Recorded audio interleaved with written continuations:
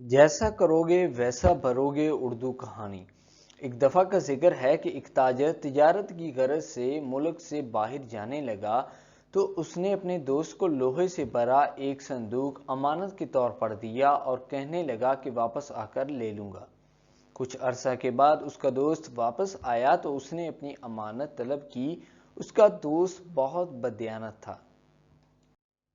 اس نے وہ لوہا بیچ دیا تھا۔ وہ بولا، بھائی میں نے آپ کی امانت کمرے میں رکھی تھی، وہاں چوہے آتے رہے اور سارا لوہا لے گئے ہیں، صندوق خالی پڑا ہے۔ تاجر یہ سن کر خاموش ہو گیا اور واپس اپنے گھر آ گیا۔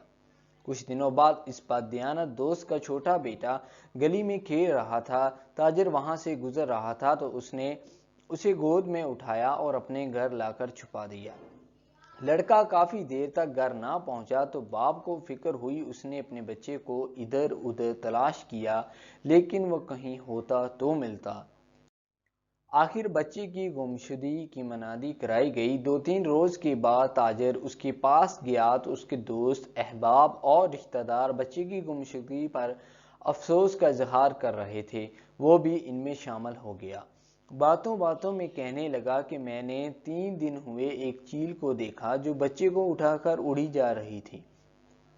سب لوگ حیران ہو کر کہنے لگے کہ تم پاگل ہو گیا، کہیں چیل بھی لے جا سکتی ہے؟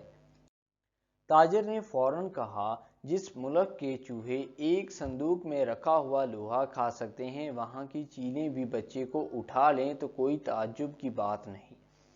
اس پر بچے کے باپ نے جواب دیا کہ لوہا تو میں نے بیچ دیا تھا، میں نے بددیانتی کی تھی، اس کی قیمت لے لو۔ چنانچہ اس بددیانت شخص نے تاجر کو لوہے کی قیمت ادا کر دی۔ تب تاجر بولا، تمہارا بچہ میرے گھر خیریت سے ہے، میں نے تمہیں سبق سکھانے کے لیے اسے اپنے گھر میں چھپا لیا تھا۔ نتیجہ سچ ہے، جیسا کروگے ویسا بھروگے، یعنی جو بوگے وہ کاٹو گے۔ تو آئی ہوپ دوستوں کہ یہ کہانی آپ کو پسند آئی ہوگی۔ اگر آپ کو یہ کہانی ریٹن فارم میں چاہیے تو ڈسکرپشن میں ویب سائٹ کا لنک دیا گیا ہے، جس پر کلک کر کے آپ یہ کہانی ریٹن فارم میں لے سکتے ہیں۔ اگر آپ نے ابھی تک اس چینل کو سبسکرائب نہیں کیا تو جلدی سے اس چینل کو سبسکرائب کریں اور بیل کے بٹن پر لازمی کلک کریں تاکہ لیٹسٹ اپلوڈ ہونے والی ویڈیوز کی جانکاری آپ تک پہنچ سکے۔ Thank you.